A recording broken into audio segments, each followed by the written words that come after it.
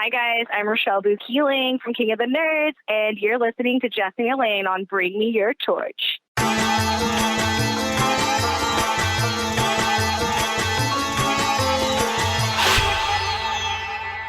Welcome to another episode of Bring Me Your Torch. I'm Jesse. And I'm Elaine. And we're here with a very special episode and a very special guest.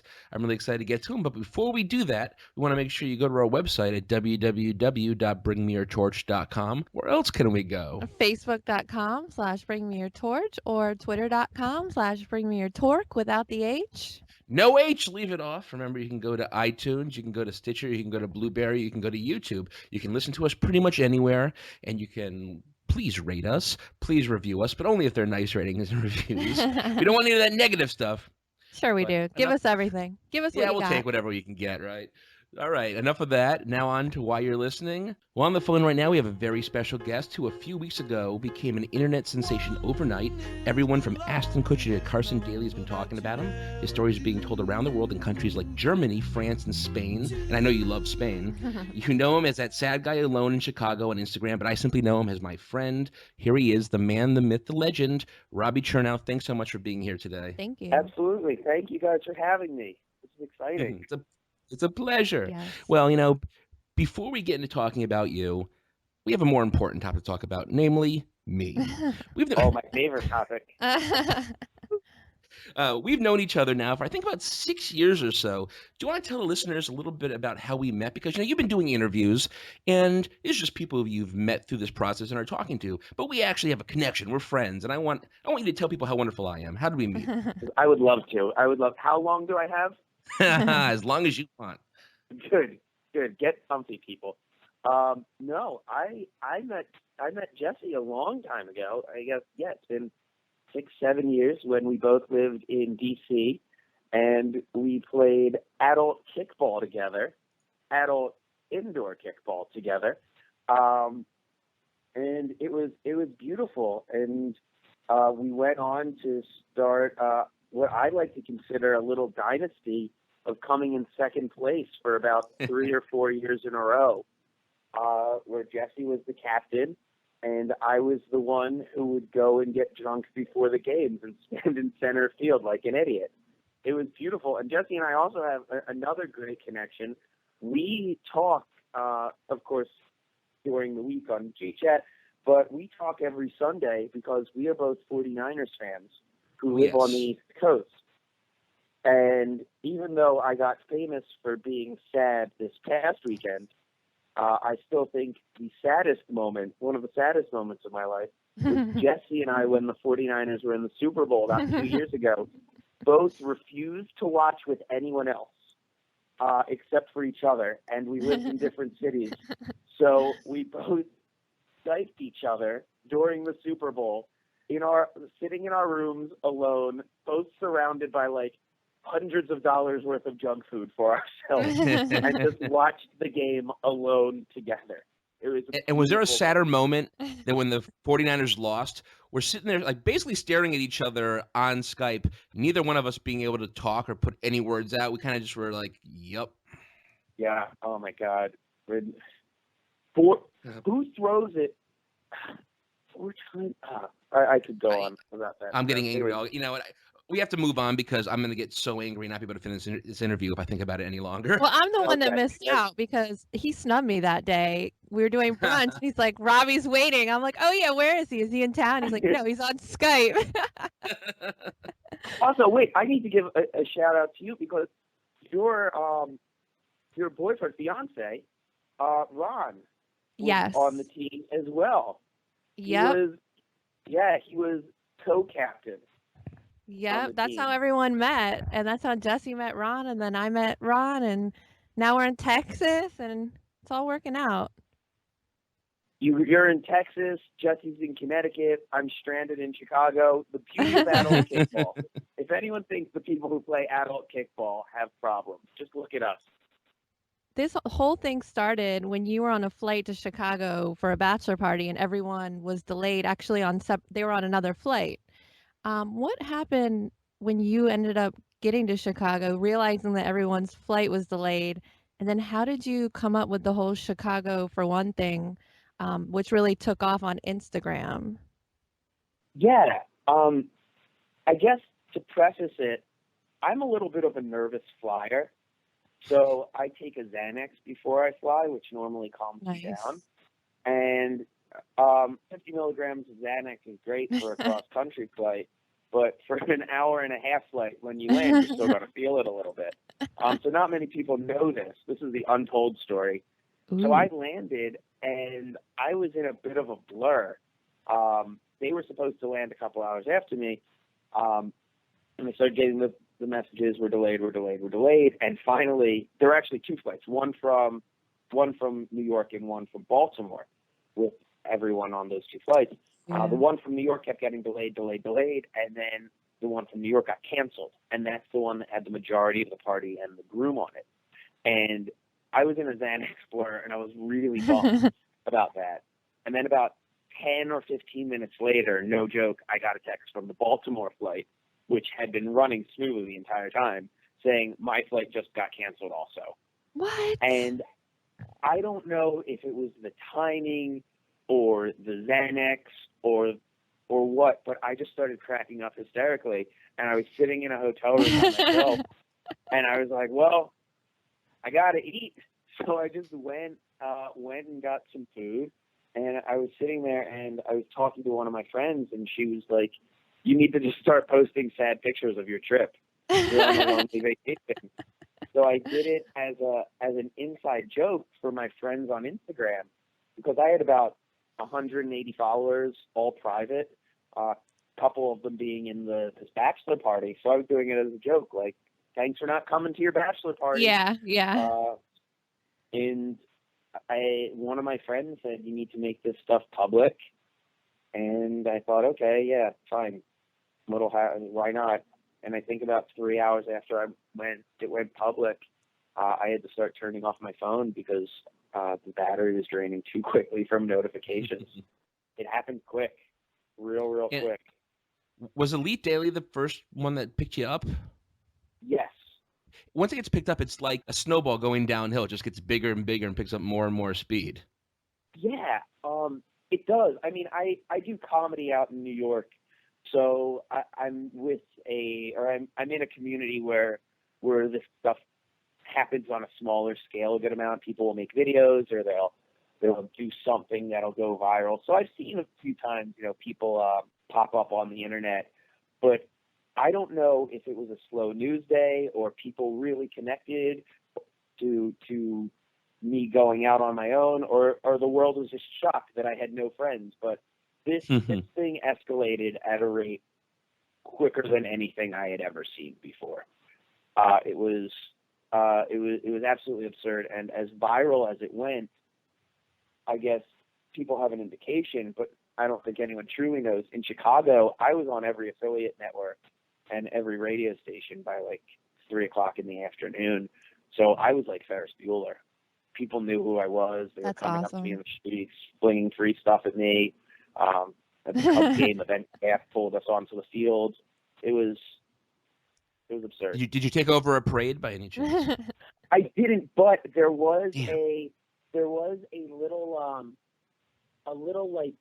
like festival going on near our hotel for the Miracle Mile run, or Marathon Mile, something like that. God, it's bothering me. I can't remember. But I went, and there was a band, and before it started, a couple girls who were working there recognized me and told me to come back.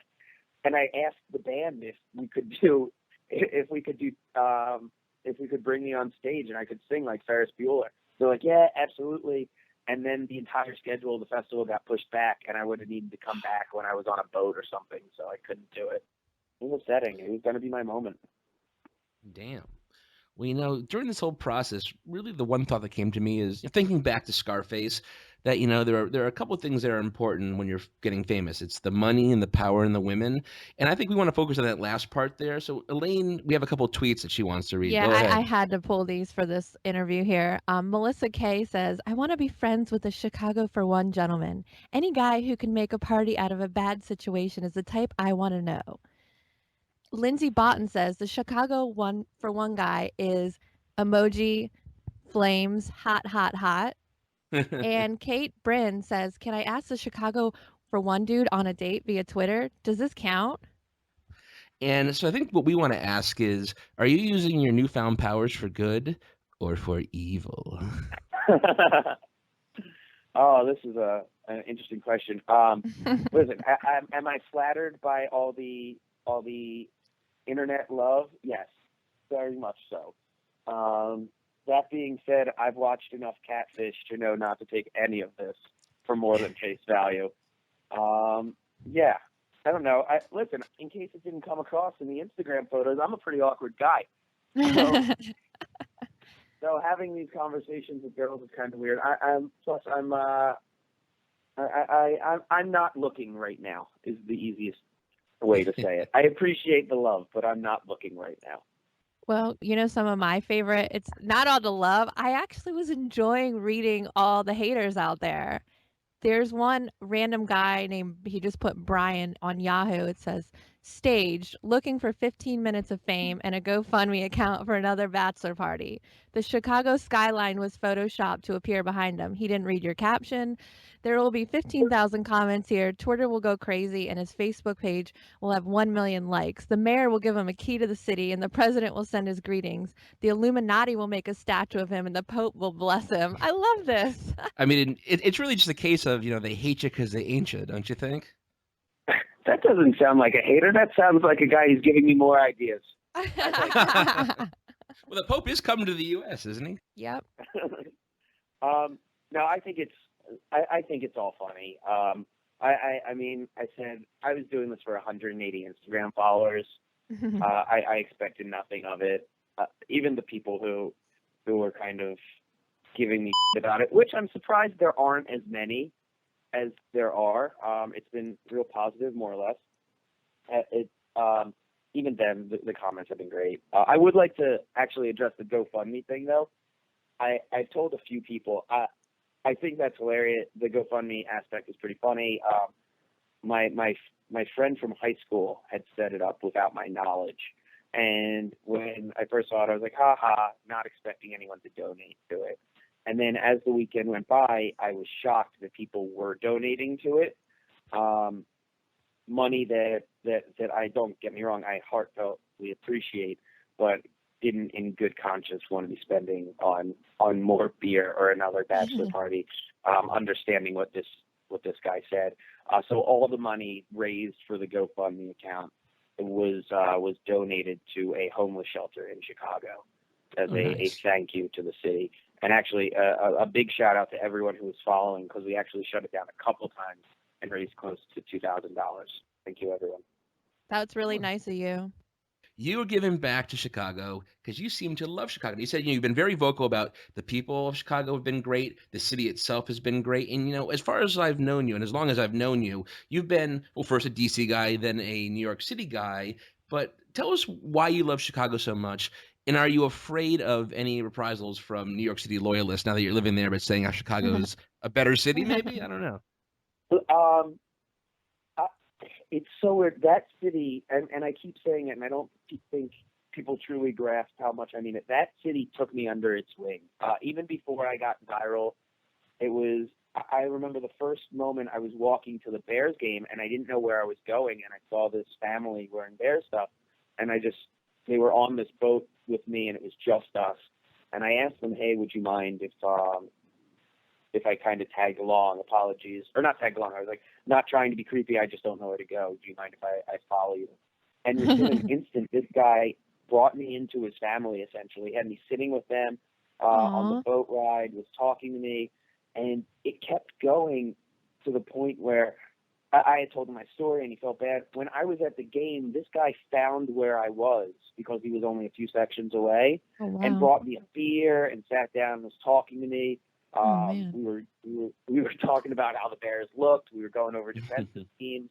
And I mean, those stories were so common. As much as people were sending me money and commenting on Instagram and liking things, so many more people in Chicago were just saying, hey, I'm by Millennial Park. Come have a drink with me. Come meet up.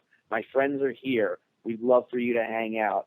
Come to this party. I was being thrown tickets to Cubs games. I mean, the city and the people just 100% took me under their wing. And listen, I love DC. I actually consider DC more of my home than New York, just because I have such amazing memories there.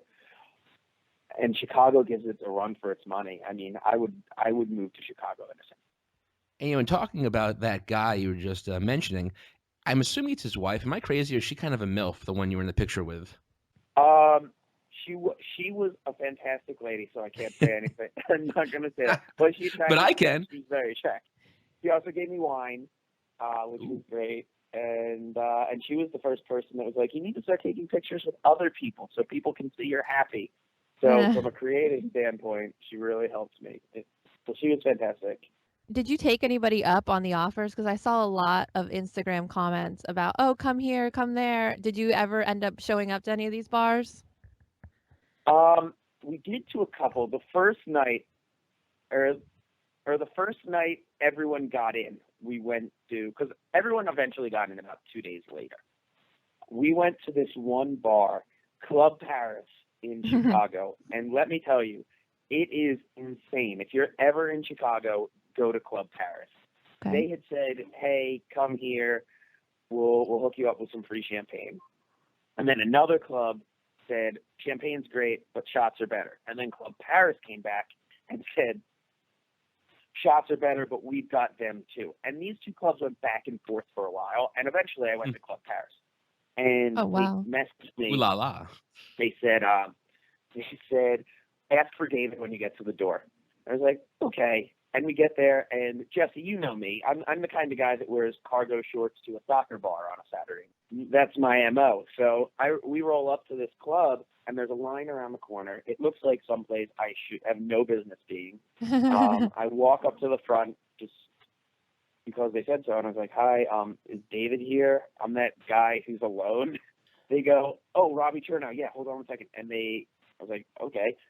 They bring someone out, and this guy takes me and all my friends in, walks us straight up to the bar, goes, this is Robbie. Him and his friends drink free all night. They pour us shots, they give us beers, and we just go to the middle of the dance floor. There's a great picture, actually. One of my Instagram pictures I took, and I posted thanking them for their hospitality. And the next morning, their official Twitter page posted it in like this black and white filter. And it's the funniest picture ever. Jesse, you know Robbie Freeman and Dan Goodman and Jake Katz. It's the three of them and me. And it just looks like it's just so absurd. I'll send you the picture, but it sounds like an expensive night for that bar. Knowing those guys. Oh yeah, it was also like $40 cover to get in normally, but none of us paid cover. It's one of these places where shots of Montezuma were probably like $17, and we're just drinking it like water. But you also probably brought a lot of people and created a lot of business for them. Hopefully I gave back just as they gave me. I'm more concerned with everything and how you blew up on Instagram. So I saw you have an Instagram and a Twitter and a Facebook, but you actually got all your followers. You have almost, I think, 19,000 the last time I checked on Instagram. But Twitter, I feel like Twitter celebrities and you aren't using Twitter as much as Instagram anymore. Yeah, I have a love-hate relationship with Twitter. As I have got a good friend who likes to say, my genius can't be limited to 140 characters. And that's kind of how I feel about it. And also, I feel like Twitter is just one of those things that is like planting a seed for career suicide now, because everyone that I know that uses it is just like, yeah, you use it, you just type your random thoughts in real quick, and then you get a couple likes, and it's just the kind of stream of conscious thing. And now all these comedians are getting gigs, and Twitter is the one thing they're going back to. In order to maintain a Twitter presence, you need to put out six tweets a day, someone was telling me. Yeah. Of course I'm going to write something stupid or something someone perceives as inappropriate or incorrect, right? So I try to stay away from it just because I see Twitter as me getting in trouble in the future. Instagram I have a little bit more control over. So yeah, and Facebook I'm trying to keep kind of to myself, so that's my little world. So yeah, Instagram's kind of the one that hits for me. That's why I'm not as big on Twitter. All the kids are on Instagram, so. Exactly, all the kids. I never really used Instagram before it. You said I have like 19,000 followers now. I had 180 when I started this experiment. So I never really used it. So yesterday, actually, I just figured out how direct messaging works and opened it up. And if I can take a moment to thank a couple people, Grubhub, thank you very much for the free food, Southwest.com. I would love for a makeup bachelor party. I emailed you, except you can get back to me when you get this. The Steve Harvey Show, very interested. We'll talk to you on Monday. And then all these ladies who have reached out, once again, thank you very much. I appreciate it. But yeah, I'm not in Chicago and I'm not looking right now. But all of you are lovely, lovely people. And I recommend if you're ever in the Connecticut area, I can set you up with one of the greatest men I know, Jesse Skolnick. You just took my next comment. I was just going to say that, and it's like saying we share a mind. We know where we're going. Well, so obviously, as you just said, you're back from Chicago. So is Chicago for One done, or is this just the beginning? I like to think this is just the beginning. I hope so. I'm really taking this at face value. Like I said, this whole thing I was doing as a joke for 180 people. So anything that comes of it, whether it be what's already happened or what's going to happen in the future, I'm taking as already a great thing. And if nothing else comes of it, nothing else comes of it. I had a great weekend. I've had my flash in the pan. Like that guy said, the Illuminati, the Pope, the President, everyone excited about it. I'm hoping to, as a comedian in New York, I'm hoping to be able to parlay this into something else, kind of like a little career platform. I've gotten a few bites, so I'm hoping there's some exciting things coming down the road. You can be the guy who leads them to the guy who leads them to the guy who killed somebody on Law and Order. I would love that.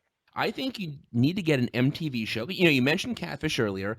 It can kind of be in the same vein as Catfish. Instead of finding women who are men who are catfishing other people, you find lonely people out there who want to just spend time with people or want to go on vacation with people, and you go and hang out with them every week. That would be great. You are alone. You don't want anybody else to be alone. That would be great. So you also do improv, don't you? Because I came and saw you at the DC Improv back in, I think, 2012 with Ron. You have your comedy troupe, The Punctual Drunks. Are we going to see you on SNL anytime soon? Maybe as a writer, maybe on screen? I don't know. That's something we're going to have to ask Lauren. If you can get in contact with him. I don't know.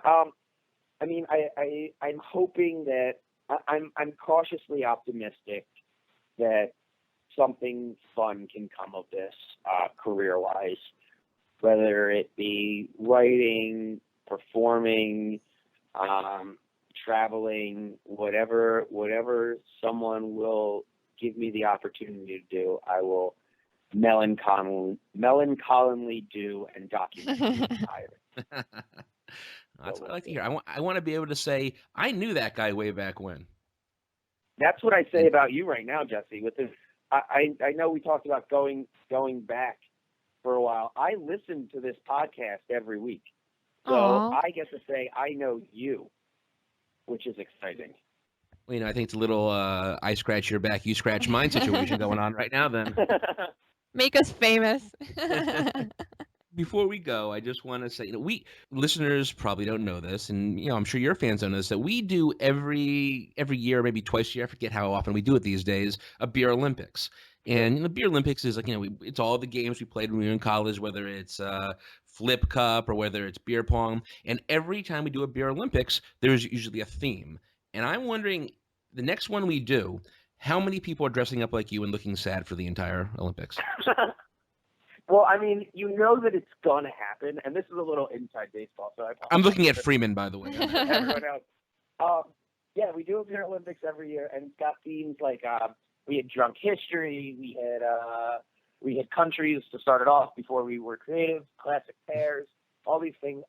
And normally people come dressed as other competitors. So like for Drunk History, people came dressed as one of the other contestants on their 21st birthday when they were wasted. Like that's what they do. So I know at least one person will come like that, and I'm ready for it. Also, if anyone wants to televise the Beer Olympics, we're doing it. I think we're going to do it in November this year, Jesse. I need to send you the email. And Elaine, if you and Ron can come in from Texas, we absolutely have a spot for you guys. I would love to. I would love to, but I don't think we'll be in town, unfortunately. It's worth noting, by the way, how these things usually end. Either we run out of beer, or everybody is like getting tired, and then somehow someone just goes, "Oh, Robbie's team won," and we're like, "What? What just happened?" And that's... Oh, wait. Can I tell the story? It'll be real quick. Can I tell the story about the first Beer Olympics? You may. So the first Beer Olympics, it was right out of college, and we decided we didn't know what we were doing, and we ended up planning pretty poorly because in between games, while people were waiting, we had a keg, and people were just drinking recreationally. And I don't know exactly when, but I think around 9 or 10 o'clock by everyone's assumptions, everyone passed out in my apartment. About 20 people all dressed in country colors passed out. And around 2:30 a.m., everyone woke up. So I woke up and I got out of my room, and there were people sleeping on my floor, and everyone was kind of coming to. And everyone was confused and looking around, and some of us had medals around our necks. And we didn't know why we had medals around our necks. And I distinctly remember me and the person who put it on with me, who's my partner, Scott Goodman, like going to the kitchen for a minute and looking over a scorecard, which was a bunch of numbers and a bunch of penises drawn on it at this point. And just being like, yeah, these are the winners. And we had a little congratulations medal ceremony at 2:30 in the morning. And Scott and I actually won gold, and we decided we were going to do a victory lap. So we took the Spanish flag because we were Spain, and we went and we did a lap around my building. And Scott kept dry heaving every 4 steps. I'm pretty sure it's the only one I couldn't make, so I'm not sure whether I'm sad or happy about it. Oh, no, it's good because you wouldn't have wanted to make this one, Jesse. This was the experimental one. And then you and Ron have killed it in costumes every other time. We never won, though. Fantastic. I was Robin Sparkles, and he was Barney from How I Met Your Mother. We did Breaking Bad, and we never win. It upsets me every time. I spend so much money on them. I know. Is there anything before we go that you wanted to plug between, your improv and your social media? What do I want to plug? Yeah, if you're in the New York area, Monday nights, every Monday at 7:30, my house team, Champagne Empire, performs at the People's Improv Theater down on 23rd and Park. My good friend Jay Mowski is putting together an awesome show at the People's Improv Theater called This Live Show, which I've had the pleasure to help write a little bit, which is part SNL, part late night show. So check that out. Also check out my Instagram because I'm continuing to do adventures for one at RW Chernow. And I'd like to plug Jesse Skolnick, the most handsome, eligible, nicest bachelor that I've ever met. If I could be with him, I absolutely would, and God knows I've tried. So ladies, just because I'm not looking doesn't mean that no one's looking. So you can get me I like at Boss of Bam, BOSSOFBAM. Hit me up. Exactly. And Beer Olympics for anyone in the Washington D.C. area in early December, late November. I'll post it online. We'll be at Hamilton's Bar and Grill. Great tater tots. You can sit and watch us in all our drunken debauchery. Putting holes in walls, possibly, if you're not getting it. Also, one more. At Bring Me Your Torch podcast, best podcast. Listen to it every week. If you're not listening to it, check that out.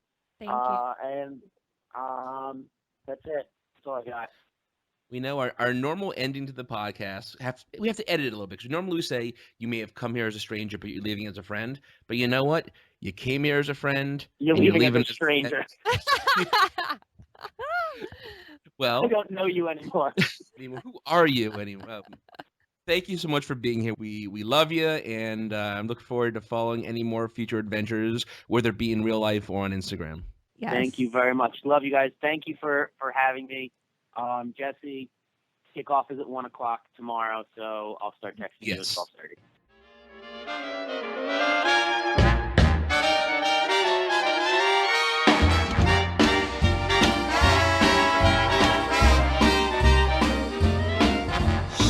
Chicago, Chicago, that toddling town. Chicago, Chicago, I will show you around.